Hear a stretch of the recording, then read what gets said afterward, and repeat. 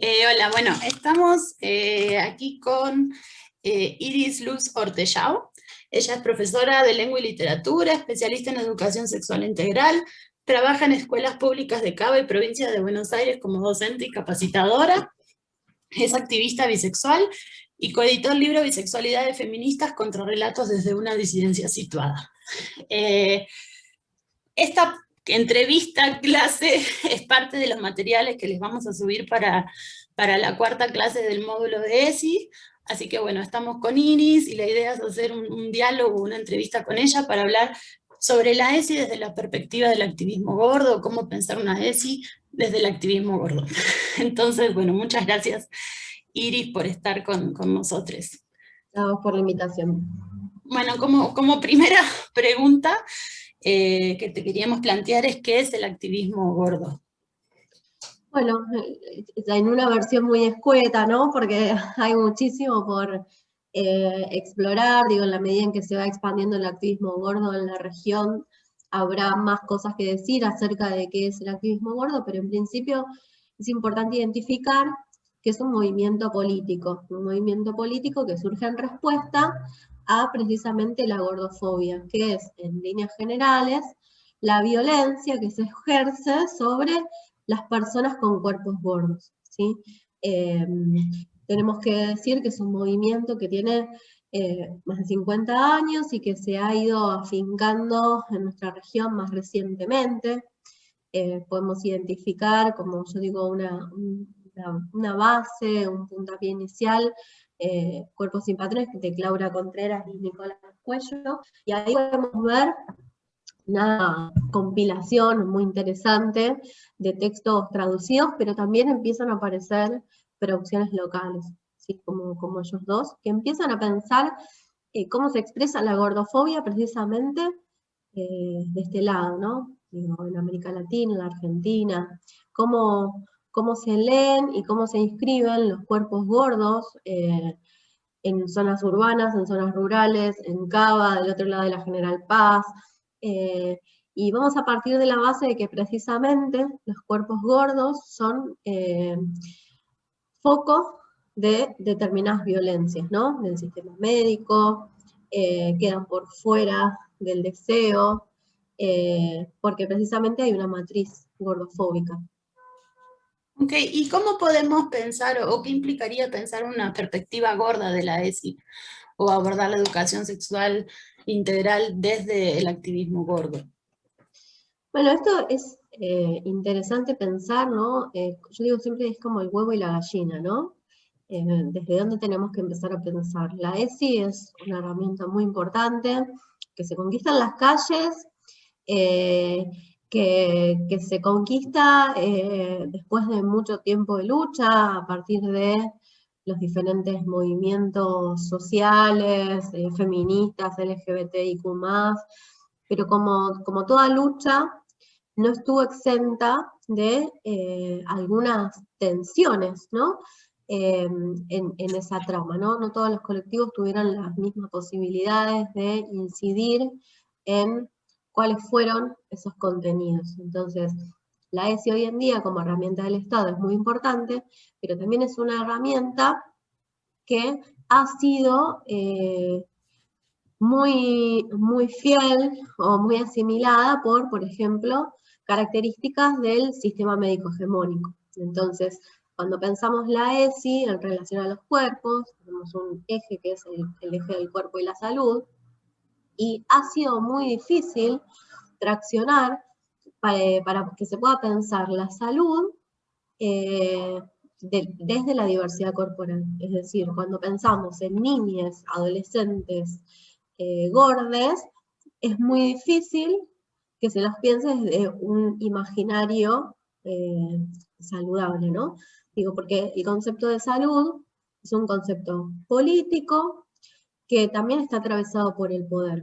Digo, no es casual que pensemos la vida saludable relacionado con la delgadez, ¿no? Digo, cuando alguien dice me estoy cuidando, ¿no? ¿Qué está haciendo? Está haciendo dieta para bajar de peso. Y eso no es casual, no tiene asideros científicos, ¿no? Digo, si personas con diferentes cuerpos, entre las cuales podemos estar algunos gordes, nos hacemos ahora todo es un hemograma, pareciera que la mirada clínica atravesada por el modelo médico hegemónico diría que los gordos vamos a estar enfermos, ¿no? Y esta asociación entre gordura y enfermedad no es casual, es política. Entonces, lo primero que tenemos que hacer desde una mirada gorda es interpelar precisamente estos supuestos que están relacionados con el concepto de salud que aloja la ESI. Por el otro lado, no es solamente el eje del cuerpo y la salud el que puede ser atravesado por el activismo gordo, porque el deseo, el placer, parece que es para determinados cuerpos, determinadas corporalidades con determinadas características, como por ejemplo cuerpos de personas cis, delgadas, endosex. Entonces es fundamental entender que los cuerpos son diversos y que esos cuerpos tienen biografías sexuales muy diferentes. Podemos pensar, por ejemplo, cómo circula la mirada y la valoración de los cuerpos en el ámbito escolar, según las niñas y adolescentes sean gordes o delgades, ¿no? Eso sería una punta. Siempre digo que hay que tamizar todos los contenidos y todos los conceptos que hacen a la ESI para ver cuáles de ellos son gordofóbicos o por lo menos no tienen en cuenta las especificidades de las violencias que atravesamos las personas gordas. Digo, si en las fiestas de las escuelas los gordes siempre tienen un papel o un rol periférico, ¿no? Nunca pueden estar en el centro, en los protagonismos, en el foco de la mirada amorosa, es precisamente porque la puerta de entrada, ¿no?, de las prácticas está asumiendo que los cuerpos valiosos son unos y no otros. Y es importante reconocer que la escuela, como estructura, conserva modelos de la modernidad, ¿no? Seguimos sosteniendo una escuela moderna. La escuela moderna tiene por objetivo la universalización del sujeto pedagógico. Y ese sujeto pedagógico siempre es blanco, es limpio, es dócil y es delgado, ¿no? La gordura está asociada desde las cosmovisiones de la religión, del sistema médico, está asociada a la vagancia, el descuido, el exceso. Entonces, es necesario mirar la escuela toda para ver en qué medida la mirada sigue siendo universalizante sobre estos cuerpos que habitan las aulas, los espacios educativos, ¿no?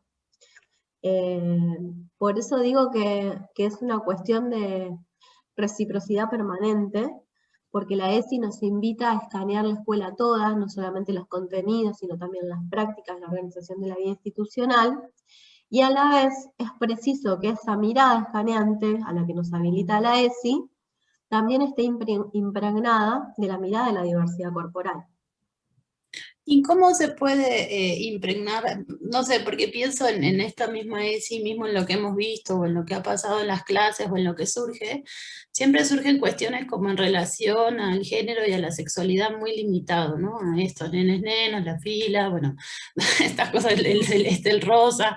Entonces, ¿cómo pensar una formación de los docentes que esté atravesado por esto, ¿no? Por la diversidad corporal?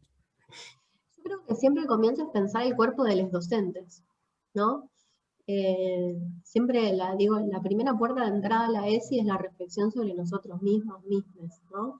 Entonces, esto es lo primero que tenemos que pensar. A veces tenemos la automatización de que los docentes que estamos en las aulas somos cis, somos endosex, debemos ser delgades. Entonces, todos estos imperativos que rigen sobre nuestros cuerpos son también los que muchas veces, con mayor o menor conciencia, aplicamos y sostenemos en relación a las niñas. Y digo, no solamente hay que pensar la práctica de los docentes, sino pensar al Estado como rector de estos principios. Acá, por ejemplo, en Buenos Aires, en Cava, el gobierno de la ciudad, en un momento, recortó los alimentos, en un momento muy crítico del macrismo, recortó los alimentos y el argumento era la vida saludable, ¿no? Entonces, no es que les dio alimentos, distribuyó en las escuelas alimentos de mayor calidad. No, sacó harinas, ¿no? Digo, y esta mirada fue celebrada, ¿no? Porque qué bien, los niños van a comer menos harinas, ¿no? Entonces, el argumento gordofóbico de sacamos esto porque tienen que adelgazar, eh, permite sostener a estas prácticas y políticas magras, ¿no? Donde pareciera que el objetivo de la delgadez es per se bueno, ¿no es cierto? Y volvemos al principio, esta idea de que cuidarme es adelgazar, ¿no? Cuidarme también podría ser leer más, meditar 10 minutos por día, tener más orgasmos, pero no, cuidarse siempre es adelgazar. Digo, y en estas prácticas a nivel Estado, a nivel macro, pero también institucionales, a nivel escuela, cuando, por ejemplo, la educación física tiene por objetivo mantenernos delgados, ¿no? Nunca la educación física es el movimiento por el placer del movimiento, el movimiento por el movimiento mismo, o el movimiento para reconocer mi cuerpo. Los fundamentos de la educación física tienen que ver con una salubridad que está asociada a la delgadez, ¿no? Moverse para no ser gordo. Claro. Sí, y además que son momentos de tortura para quienes fuimos Claro, niños gordos, ¿no? Como que sí, sí. de expulsión, de maltrato, de estigmatización. Entonces también, cómo visibilizar esas violencias que están tan normalizadas en la institución misma. Digo, los recreos eran tremendos porque si se jugaba algún deporte siempre te dejaban fuera, Claro, como, ¿no? El señalamiento. sí. ¿Cómo visibilizar esas violencias que están tan normalizadas en la institución?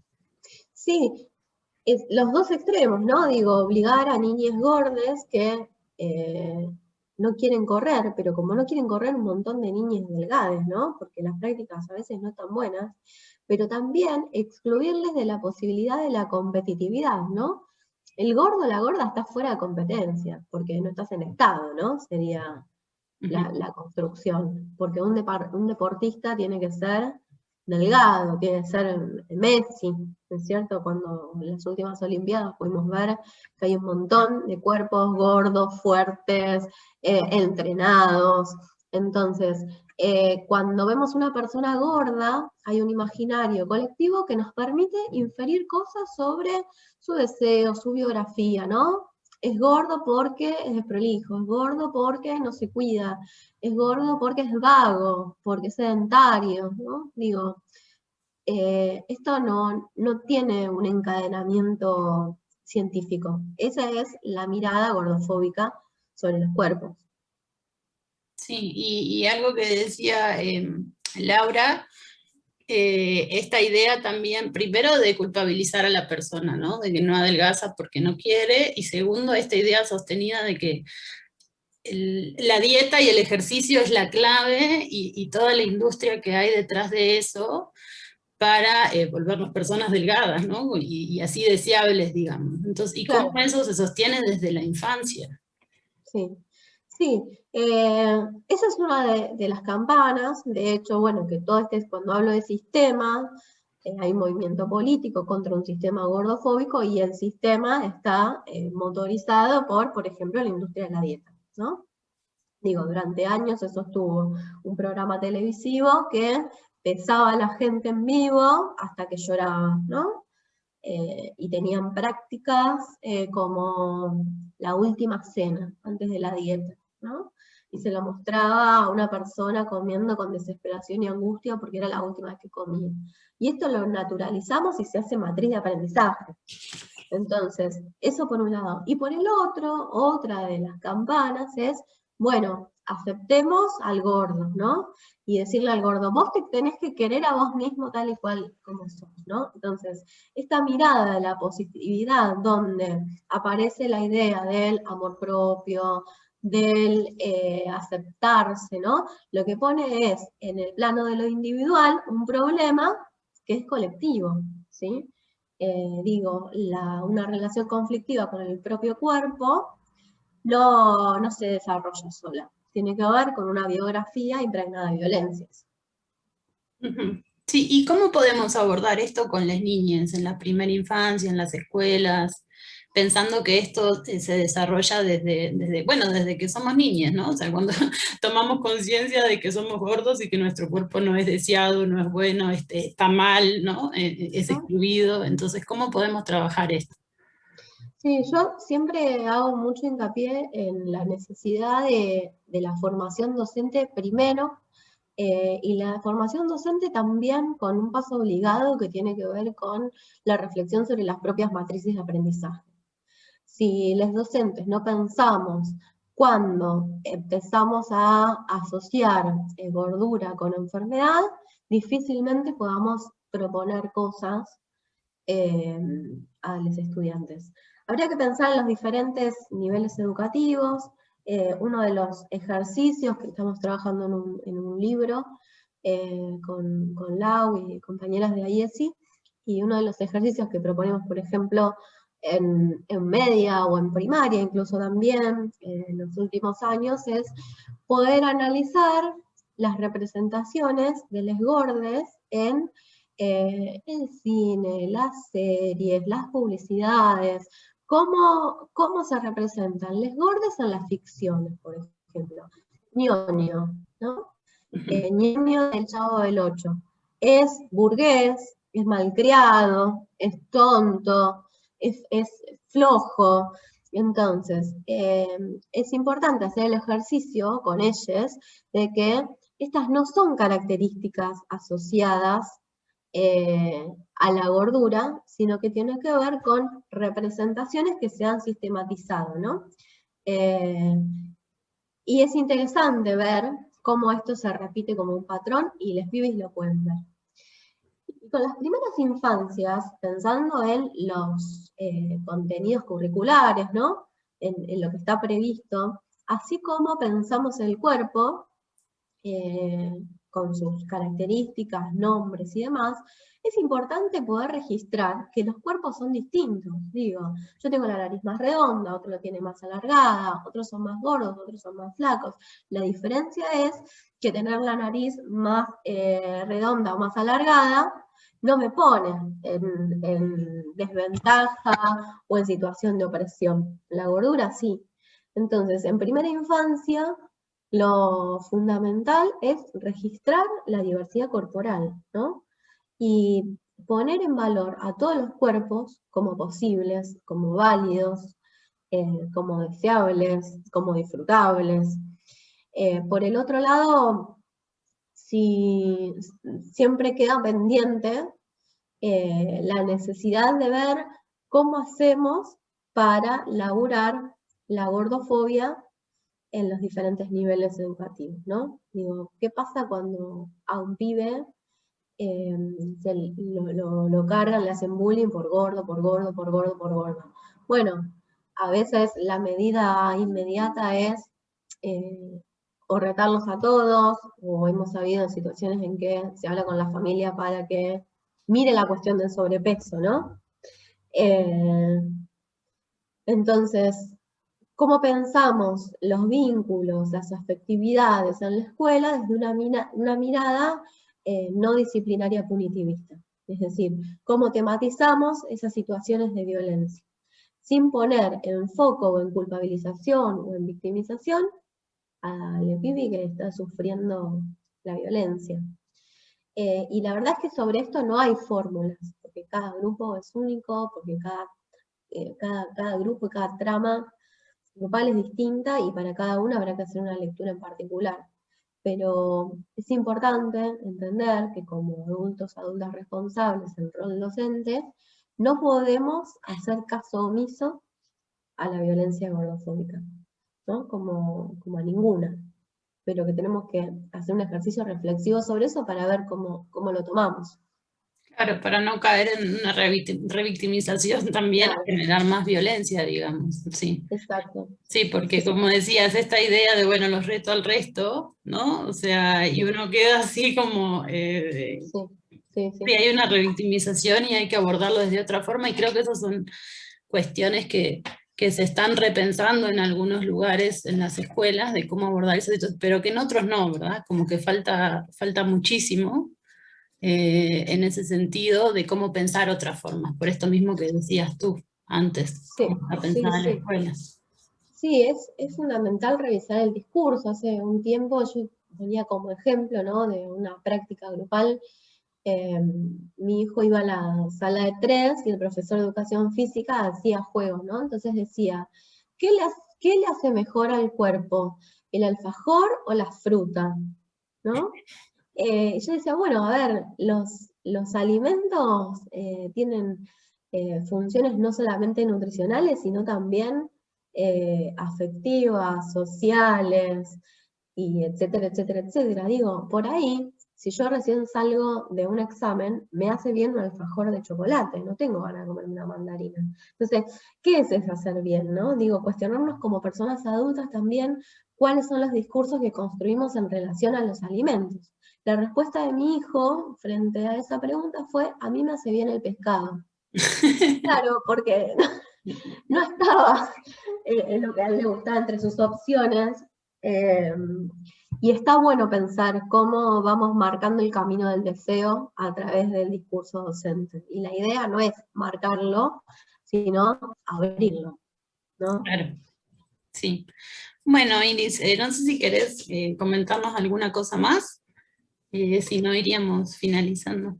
No, esto que pronto vamos a tener novedades, que estamos trabajando, bueno, con Laura Contreras, las compañeras de IESI, en un libro sobre ESI y activismo gordo, una compilación de docentes en diferentes áreas, pensando todas estas cuestiones.